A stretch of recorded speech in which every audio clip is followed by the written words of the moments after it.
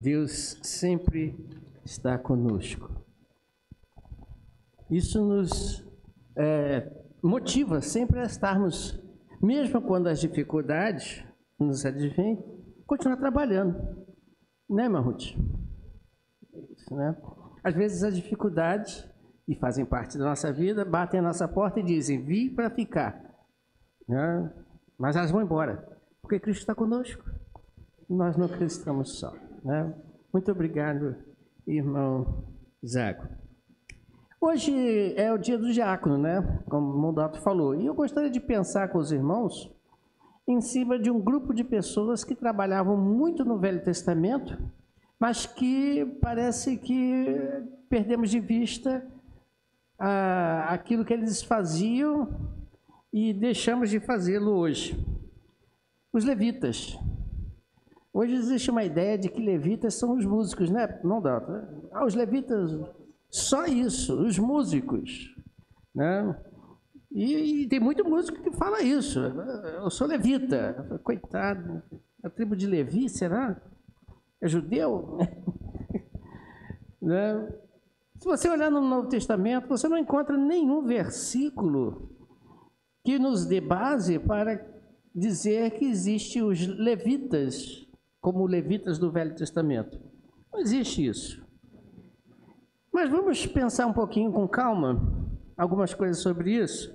Eu peço aos irmãos abrirem suas Bíblias em 1 Crônicas, capítulo 23, e vamos ler os versículos de número 1 a 5. Primeiro livro de Crônicas, capítulo 23, 1 a 5. Davi, o texto já começa dizendo isso, né? Davi já estava final de carreira, já idoso, bem idoso, e agora ele vai constituir Salomão seu herdeiro do trono, e ao mesmo tempo ele também vai trazer algumas orientações para o trabalho no templo, que é a ser construído. Já era feito no tabernáculo, mas que ia ser construído. E o grupo de levitas, né, a tribo de Levi, estaria responsável. Acompanhe comigo então o texto. Já envelhecido e de idade avançada, Davi fez do seu filho Salomão rei sobre Israel. Ele reuniu todos os líderes de Israel, bem como os sacerdotes e os levitas. Os levitas de 30 anos para cima foram contados, e o número total deles chegou a 38.000. Davi escolheu 24.000 desses para supervisionarem o trabalho no templo do Senhor e 6.000 para serem oficiais e juízes, 4.000 para serem guardas das portas e 4.000 para louvarem o Senhor com os instrumentos musicais que Davi preparou com esse propósito. Amém. Nesse texto aqui você vai encontrar aqui, irmãos, algumas funções que os levitas tinham sem ser só música. O que é que os irmãos viram aqui nesse texto?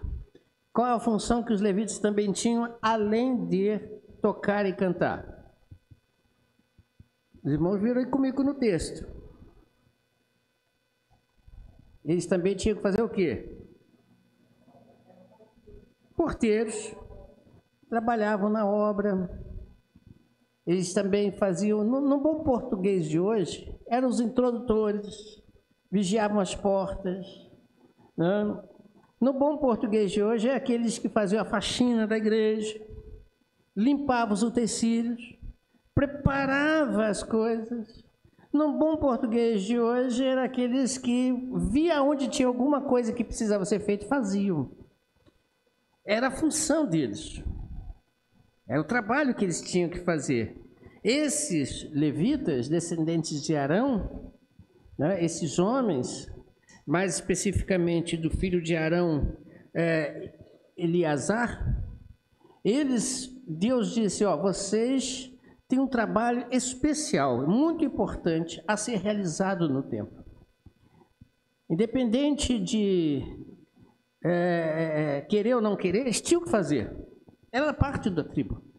Você vê que Davi fez uma contagem dos que poderiam trabalhar e daqueles que poderiam trabalhar, ou seja, de 30 anos para cima, você viu isso comigo no texto.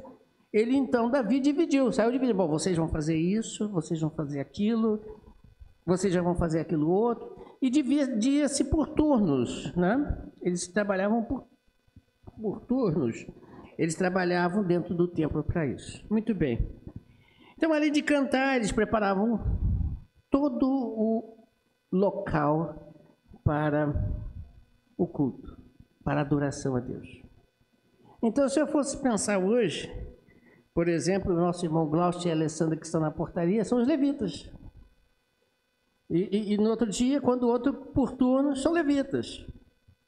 Se eu for pensar bem direitinho, a irmã Kelly, o irmão Cássio, que ajuda na limpeza daí, são levitas. Não, são levitas. Qualquer um que fizer o trabalho do Senhor, para o Senhor, no templo, na casa, são levitas. Mas, como eu falei, não existe na Bíblia nenhum texto no Novo Testamento que aponte essa tribo para você e para mim hoje. Pelo contrário, nós temos, sim, um texto que fala dos sacerdotes. Sacerdotes eram aqueles que ofereciam sacrifício. Você já leu isso, já estudou isso na BD, já estudaram isso em outros momentos. O sacerdote é aquele que, ajudado pelos levitas, eles iam e sacrificavam. Então a pessoa trazia o cordeiro, trazia a pomba, trazia o material para o sacrifício, e o sacerdote se preparava, se purificava e oferecia em sacrifício a Deus aquele material trazido, aqueles animais e assim por diante. E no Novo Testamento você encontra 1 Pedro capítulo 2:9, Pedro dizendo para você e para mim que nós somos o quê?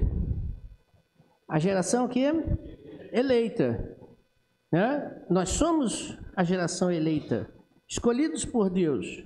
Um dia você se enquadrou no quadro que Deus disse, eu quero que seja assim, você se colocou, você foi eleito por Deus, então como uma nação santa. E ele diz mais que além de serem nação santa, nós somos o quê? Sacerdote, reino de sacerdotes. Então eu e você somos sacerdotes. Não no sentido do Velho Testamento que temos que sacrificar algum animal. Não. Não é esse sentido. É outro. E qual seria o sentido quando Pedro diz que nós somos do reino de Deus, seus sacerdotes? Quem sabe qual é a função do sacerdote? Sim, mas tem uma função específica. Pregar a palavra também. Mas é mais interceder. É mais interceder. O pastor, ele é sacerdote quando intercede por alguém. Ele leva alguém a Cristo, a Deus. É aquele que vai fazer o papel daquele que vai entre Deus e o homem. E Jesus Cristo é o nosso sumo sacerdote. Não precisa mais daquele indivíduo que, uma vez por ano, entrava no Santo dos Santos e se apresentava diante de Deus. Não existe isso.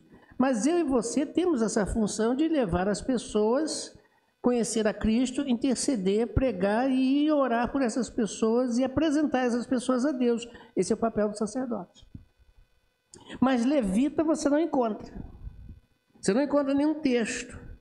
Mas você encontra, sim, algumas coisas que são características nossa hoje, como, entre aspas, levitas. Veja comigo, por exemplo, Efésios 4, de 4 a 7. E depois 11 a 12. Efésios 4, de 4 a 7, o apóstolo Paulo nos apresenta uma realidade de que nós todos estamos aqui para servir a Cristo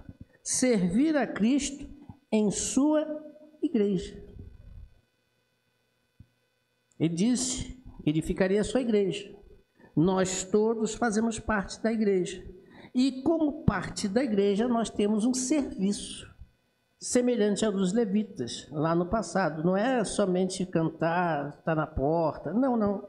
Veja só o que Paulo diz, de 4 a 7 e depois 11 e 12. Há um só corpo, acompanha comigo, e um só Espírito. Também uma só esperança quando foram chamados. Há um só Senhor, uma só fé, um só batismo.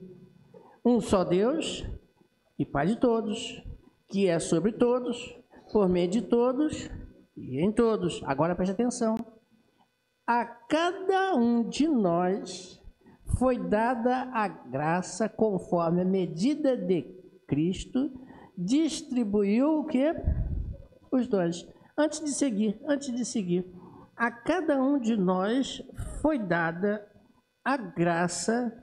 Essa graça, no grego, também pode ser traduzida por dons, que é a capacidade, como é que eu vou dizer assim, que você não merecia de receber e recebeu de Deus. Você não merecia, você não tinha nenhum mérito quanto a isso, mas Ele te deu.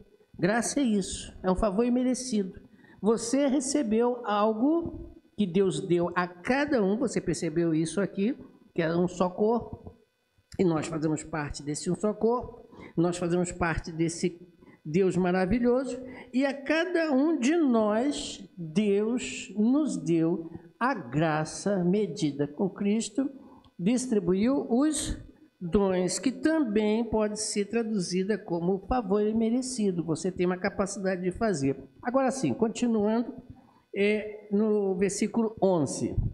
Ele designou, então, alguns para apóstolos, outros para profetas, outros para evangelistas, outros para pastores e mestres, com fins de preparar os santos para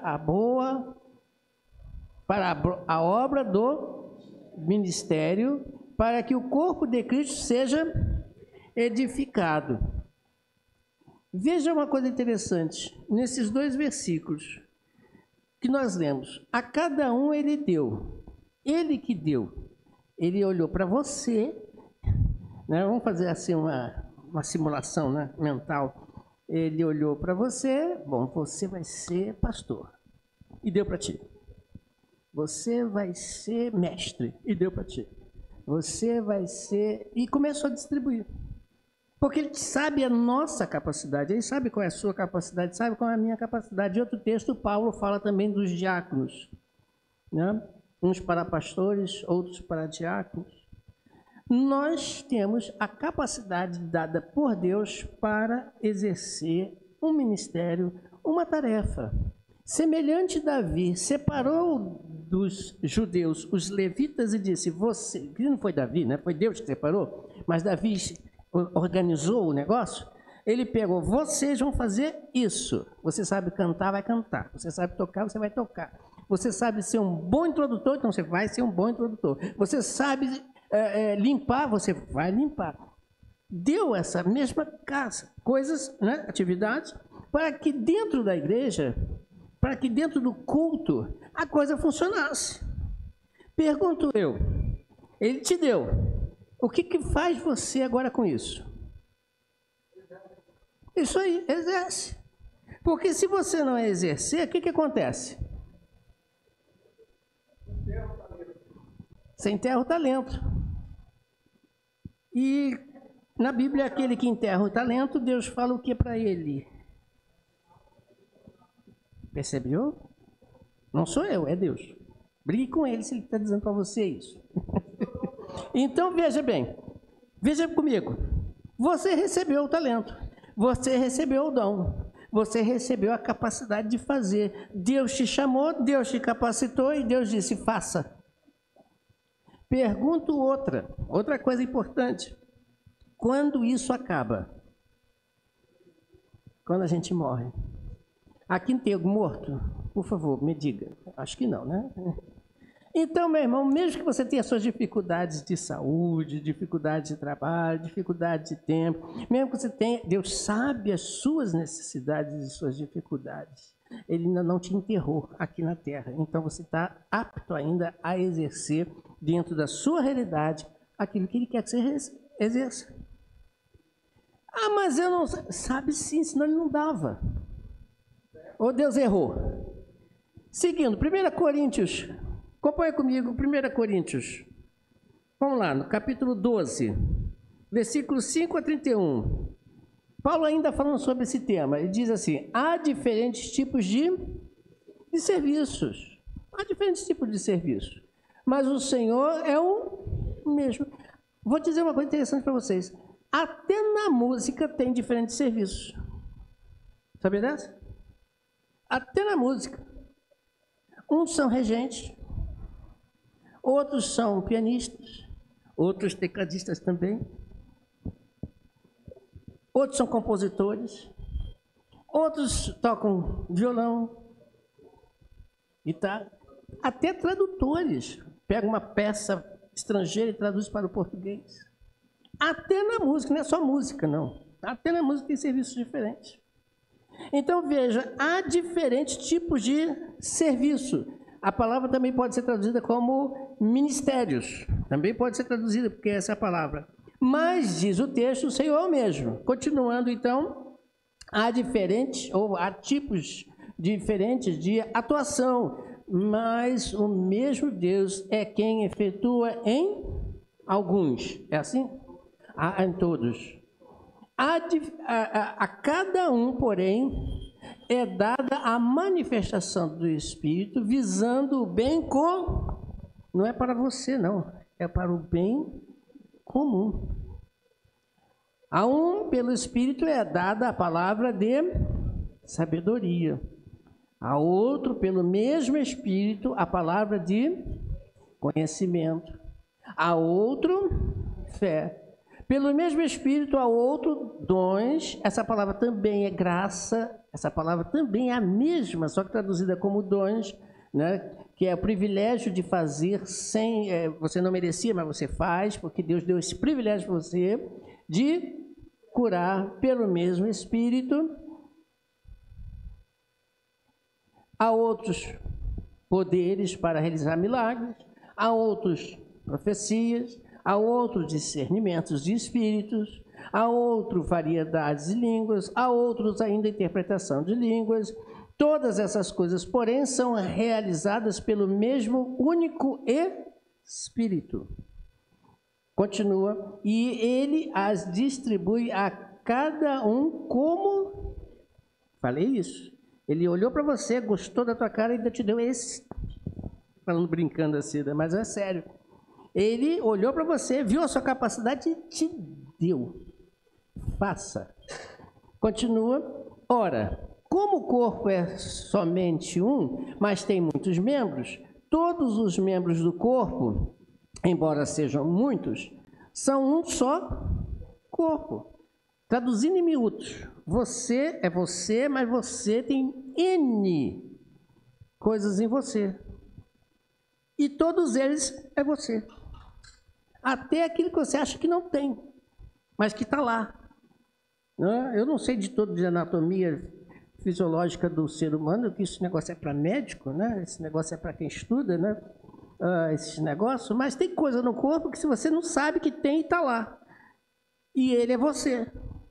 E funciona. Está lá, mas funciona. Embora sejam muitos, são um só corpo. Assim também é Cristo. Pois também todos nós fomos batizados em um único Espírito para constituir um só corpo, quer judeus, quer gregos, quer escravos, quer livres, a todos nós foi dado beber de um só Espírito, a fonte é a única. Portanto, o corpo não é feito de um só membro, mas de muitos. Se o pé disser, porque não sou mão, não pertence ao corpo, nem por isso deixa de fazer parte do corpo. Você pode negar quantas vezes quiser, mas você faz parte do corpo. Se o ouvido disser, porque não sou olho, não pertenço ao corpo, nem por isso deixará de fazer parte do corpo. Se o corpo todo fosse olho, onde estaria a audição? Se o corpo todo fosse ouvido, onde estaria o olfato? De fato, Deus dispôs cada um dos membros no corpo segundo a vontade dele. Não é a que você quer, mas dele. Se todos fossem um só membro, onde estaria o corpo? Assim, há muitos membros, mas um só corpo. O olho não pode dizer à mão, não preciso de você, nem a cabeça pode dizer aos pés, não preciso de vocês. Ao contrário, os membros do corpo que parecem mais fracos são indispensáveis. Aí eu gosto de parar aí para lembrar da tal da unhazinha do pé, do dedinho pequititinho. Para que aquilo serve? Já pensaram nisso? Para que serve aquela unhazinha pequititinha do dedo pequeno do pé? Olha, se está no corpo, é do corpo e tem utilidade. Se você quiser descobrir, faça uma pesquisa. Eu fiz e descobri. Proteção do pé mesmo. Para que você tenha equilíbrio. Tira ela para tu ver o que vai acontecer. Eu tive um contratempo com a minha unha desse dedão, né? Todo mundo sabe aqui. Quem não viu, né? Quem não viu, está vendo agora. A unha caiu. Olha, mão d'alto, que dificuldade para tocar. Por incrível que pareça, a dificuldade que eu tive para tocar, porque uma unha caiu. Uma unha. Ah, mas o dedo que toca. Eu falei assim, sim, mas vai tirar a unha para tu ver o que vai acontecer. Então, veja, ao contrário, os membros do corpo que parecem mais fracos são indispensáveis. Mesmo você querendo dizer que não, é Deus que está dizendo. E os membros que consideram menos honrosos, tratamos com especial honra. Igualmente, os membros que em nós são indecorosos, são tratados com decoro especial. Você sabe o que é membros indecorosos? Eu não vou dizer aqui. Imagina aquele negócio. Pois é, você tem que ter o cuidado de limpar quando vai lá, né? Ninguém fica menosprezando aquele lugarzinho só porque é um lugar meio estranho, né? Esquisito. Você trata dele bem. Mesmo aqueles que você considera indecorosos são tratados com decoro especial. Vai não cuidar daquilo ali para você ver o que vai acontecer. Seguindo, já os que não são decorosos não precisam ser tratados de maneira especial. Deus, no entanto, estruturou o corpo dando maior honra aos membros que dele tinham falta, a fim de que não haja divisão no corpo. Mas, sim, que todos os membros cuidem igualmente um dos outros.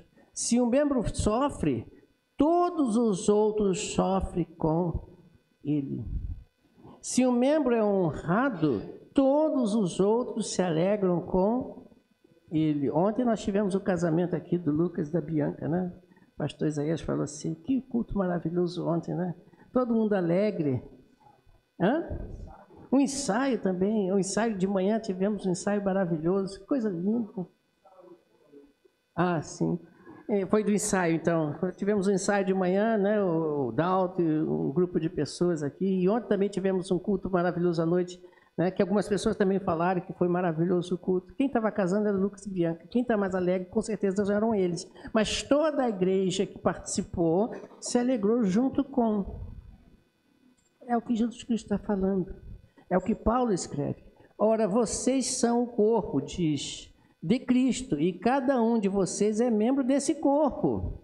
Assim, na igreja, Deus estabeleceu primeiro os apóstolos, segundo os profetas, terceiros os mestres, depois os que realizam milagres e que têm dons de curar, e os que têm dons de prestar ajuda, e os que têm dons de administração, e os que falam diversas línguas.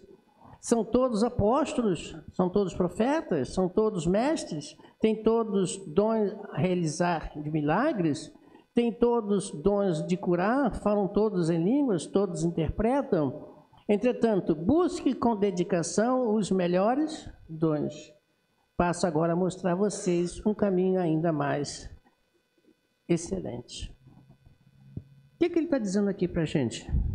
Cada um tem a sua função. É tão importante quanto. Todos são importantes. Não é porque você fez ou deixou de fazer que se é mais importante ou menos importante. Não, todos são importantes. Está aqui ainda conosco. Então você vê lá no Velho Testamento os levitas sendo constituídos, né, por Deus, separados por Deus. Você tem esse ministério. Faça, trabalhe, exerça da melhor maneira possível. E hoje todos nós também temos esses ministérios. Façamos da melhor maneira possível. Não é levita, ou nome, ou título que faz com que você seja mais ou menos. Não, não é. É você como pessoa, membro deste corpo. Deu para entender? Segunda coisa que eu também vejo no Novo Testamento, que não leva nome de levita, mas é de igual modo. Está em 1 Coríntios 3:9. 1 Coríntios 3:9, olha o que Deus fala aqui, através de Paulo. Pois nós somos o quê? Cooperadores de Deus. Depois eu leio o resto. Todos nós somos cooperadores. O que é ser cooperador? O que é ser cooperador? Estar ali junto, ajudando, né? Estamos juntos. Como o pessoal fala por aí, né? Estamos juntos. Cooperando, ajudando, vendo as necessidades, ajudando a resolvê-las. Isso é importante e muito. Tem aquele ditado que o pessoal costuma usar e falar, né? Uma andorinha só não faz verão. Em outras palavras, o grupo é melhor. Mas a Bíblia fala uma coisa muito parecida, um cordão de... Viu? A Bíblia fala nessa coisa. É mais fácil você romper um palito de fósforo do que uma caixa de fósforo. Tente. É mais fácil rasgar uma folha, quem lembra antigamente da lista telefônica, do que uma lista telefônica. Né? Muito mais fácil. Então, veja, nós precisamos entender que cooperamos com Deus. Para Deus. O que faziam os levitas? Cooperavam. Os sacerdotes estavam lá matando os animais. Alguém tem que limpar aquela sujeira. Quem vai limpar? Os levitas. A poeira que você tem em sua casa também tinha lá no templo. Quem vai limpar? Os levitas. Não é o Cássio. É aí que está o grande erro. É atribuir o outro a função de ele tem que fazer e não eu fazer. Aí está o grande erro das nossas igrejas. Acham que eu não sou cooperador porque eu não recebi esse título. Não fui contratado para isso. Está errado. Cooperador é aquele que coopera independente da situação em que esteja. Está aí um papel no chão. Não sou eu que limpo? É Cássio. Vai morrer por pegar o papel no chão e botar no lixo? Percebeu? Uma vez, eu não sei se vocês lembram quem estava aqui no início, né? Eu falei assim com a igreja, eu falei, o dia que eu me senti empregado, eu estou indo embora. O dia que eu me senti empregado da igreja, eu estou indo embora. Porque eu não sou empregado de ninguém. Eu estou com a igreja como atribuindo, fazendo o serviço para Deus, cooperando com Deus e os irmãos no meu ministério, que no caso seria o pastorado. Não sou empregado. Aqui ninguém é empregado de ninguém. Eu sempre falo isso, né? Você não trabalha para mim. Eu não assino a tua carteira. Isso não existe. Numa igreja, o corpo, ela precisa cooperar, ele precisa cada um cooperando com o outro. Cada um fazendo a sua parte. No junto, o corpo sai beneficiado. Igreja. Entendeu que é o negócio? Nós somos, diz Paulo, cooperadores de Deus. Cooperadores de Deus para fazer o quê? Aí vem o resto do versículo. Paulo, ele está dizendo o seguinte, pra você ter uma ideia. Paulo estava se referindo a ele e a Apolo, né? O pessoal estava dividido. Eu sou de Paulo, eu sou de Apolo, né? Estava dividido a igreja. Coisas infantis, né? Então, Paulo falou, opa, vocês estão estragando tudo. Não é isso. Nós estamos juntos, cada um na sua função. Um planta, outro rega, mas Deus dá o crescimento. A nossa função, e Paulo diz, nós somos cooperadores, e vós sois a lavoura de Deus. Então, você, estamos cooperando com Deus para a lavoura de Deus. E o que se faz numa lavoura?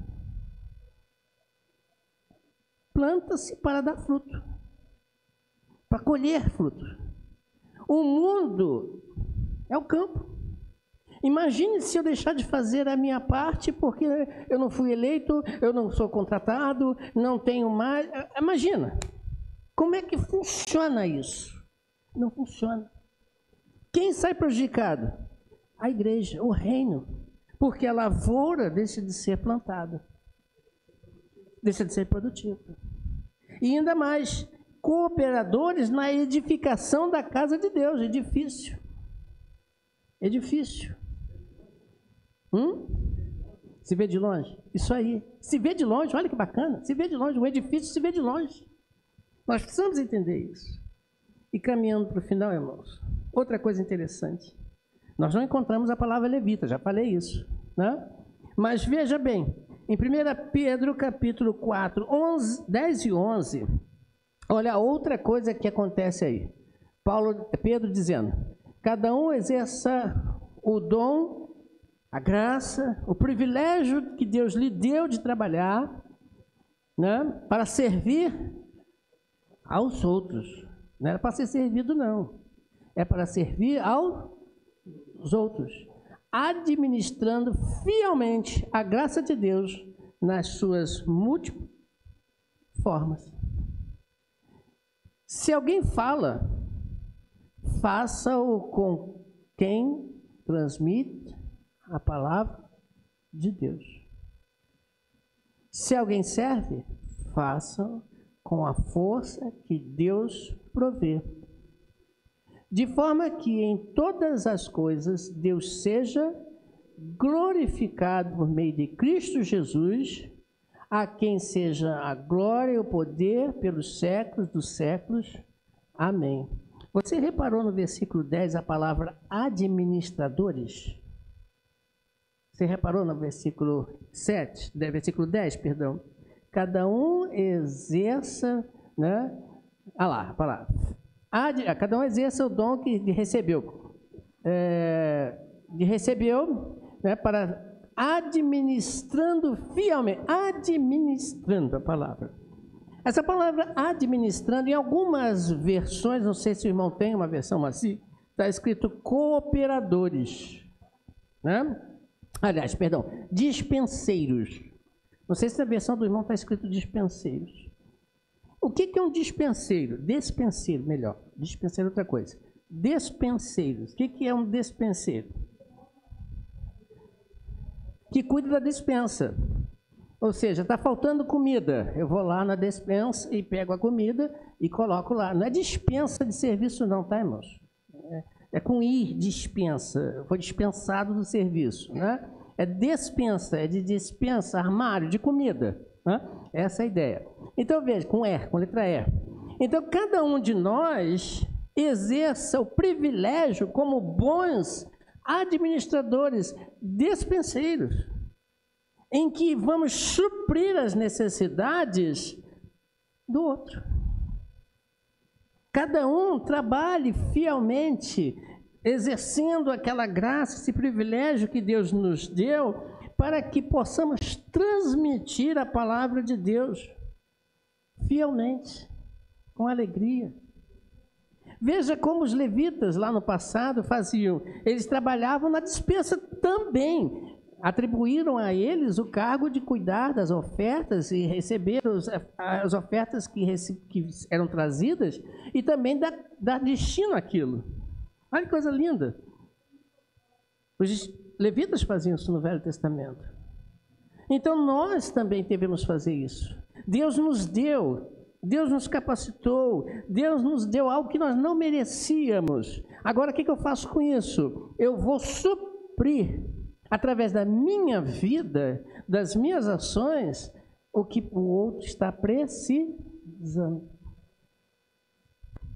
E aí a igreja, irmãos, vai glorificar quem? Cristo vai ser glorificado. O nosso Deus vai ser glorificado. O nosso Redentor vai ser glorificado. Não é eu, não sou eu ou você, mas Cristo vai ser glorificado em nossas vidas. porque nós estamos fazendo nosso papel com fidelidade, com amor, com integridade. Então perceba, irmãos, para concluir, né? Não existe o papel levita. Os nossos diáconos não são levitas, nesse sentido lá da tribo de Israel. Os nossos músicos não são levitas, naquele sentido lá atrás do povo de Israel. Não, todos nós somos também levitas. Todos nós, Deus nos capacitou, deu aos nossos diáconos um ministério específico, deu aos nossos músicos também ministério específico, deu também a outros aqui presentes ministérios específicos, como do ensino, como da evangelização, né? Aqui na igreja eu acho lindo o trabalho que o irmão Dailton faz, né?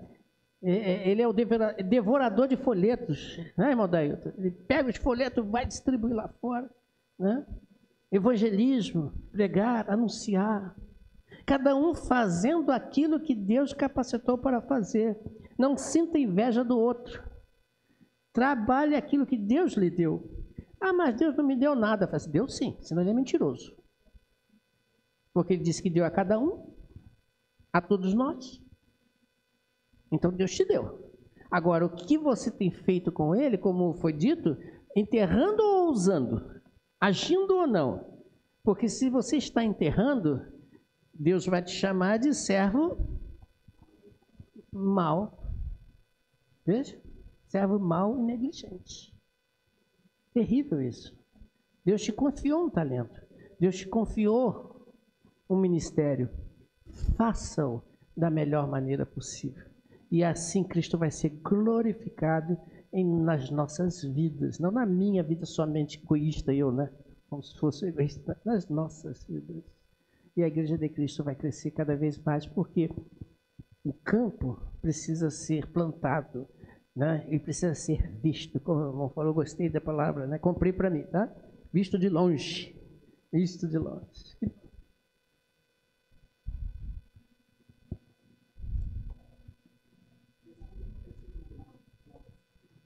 Último versículo de Marcos, capítulo 16, versículo 20. E eles, tendo partido, pregaram por todas as partes, cooperando com eles o Senhor e confirmando a palavra com os sinais que se seguiam. Vias, irmão Dubro? Senhor cooperado. Deus possa nos abençoar. Obrigado, irmão, pelo texto. E vamos servir a Deus da melhor maneira. Quero agradecer mais uma vez os nossos irmãos diáconos, né, que têm nos ajudado, servindo ao nosso Deus, e para a honra e glória dele, do seu santo nome, né? Vamos então orar?